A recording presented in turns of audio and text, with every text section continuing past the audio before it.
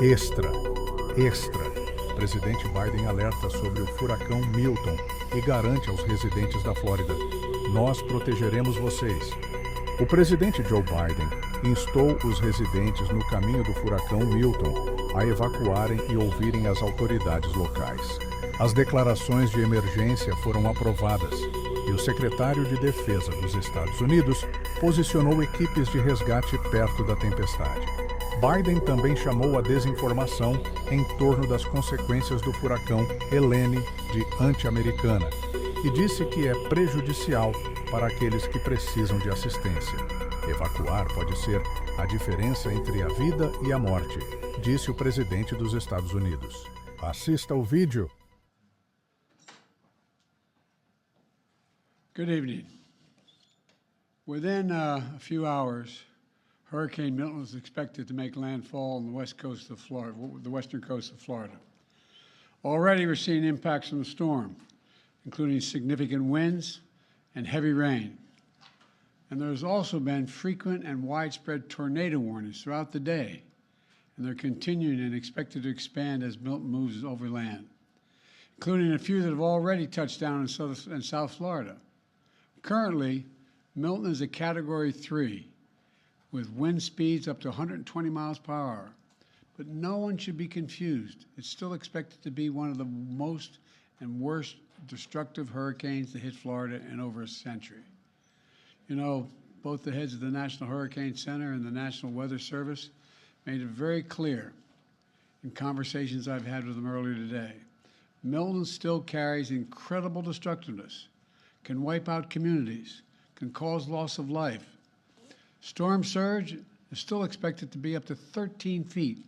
So I urge everyone in Hurricane Milton's path to listen to local officials and follow all the safety instructions they give. At this point, evacuation is probably difficult. So I encourage people to look for safer shelter. Sometimes moving just a few miles can mean the difference between life and death.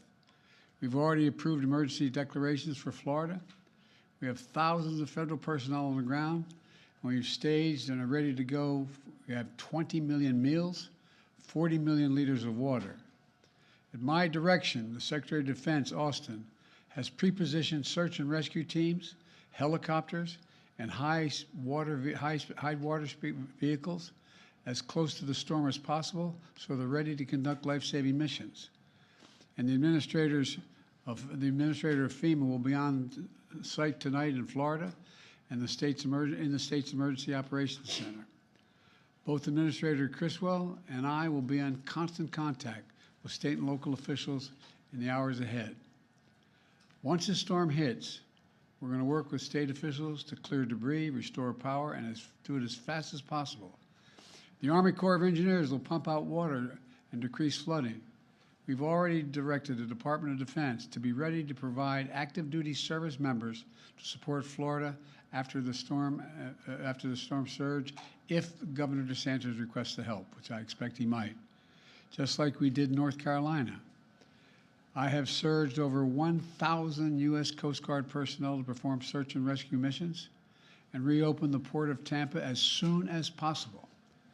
Now, I want to reiterate a point I made clear earlier today to the folks who have been impacted by Helene. This impact, and will be now impacted by Milton. Over the last few weeks, there's been reckless and irresponsible and relentless promotion of disinformation and outright lies about what's going on. It's undermining confidence in the people in Florida and incredible rescue and recovery work that has been undertaken. Literally, there are thousands of fellow Americans who are putting their lives at stake and putting on the line to do the dangerous work that needs to be done now. And it's harmful to those who most need the help. Quite frankly, these lies are un-American, and there is simply no place for them, not now, not ever. Former President Trump has led this onslaught of lies. Assertions have been made that property is being confiscated. That's simply not true.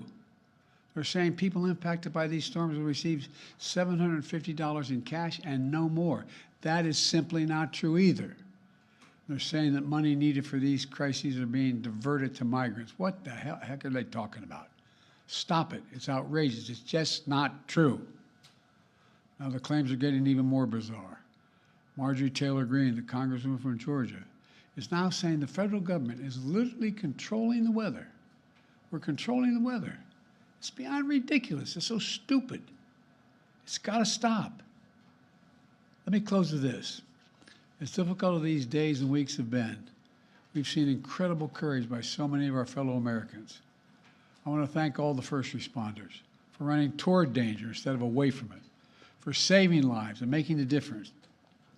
FEMA personnel risking their lives, climbing on hillsides to reach people who cut off by Helena. Army National Guard flying through the gale wind force that, it's amazing what they're doing. Firefighters lifting collapsed wood and metal in an attempt to see if there are survivors, any survivors under the debris, risking their lives. Coast Guard teams rappelling from helicopters to rescue people and risking their own lives. And there are countless friends and neighbors who have sacrificed for the greater good. Volunteers leaving their own families behind to help search for someone else's family. Fellow Americans looking out for one another. That's America at its very best. That's who we are. So my final message tonight is to the people of Florida and all the impacted states. We've got your back. We've got your back. And Kamala and I will be there for as long as it takes to rescue, recover, and rebuild. May God bless you all, and may God protect those serving in the eye of this storm on behalf of our nation. Thank you.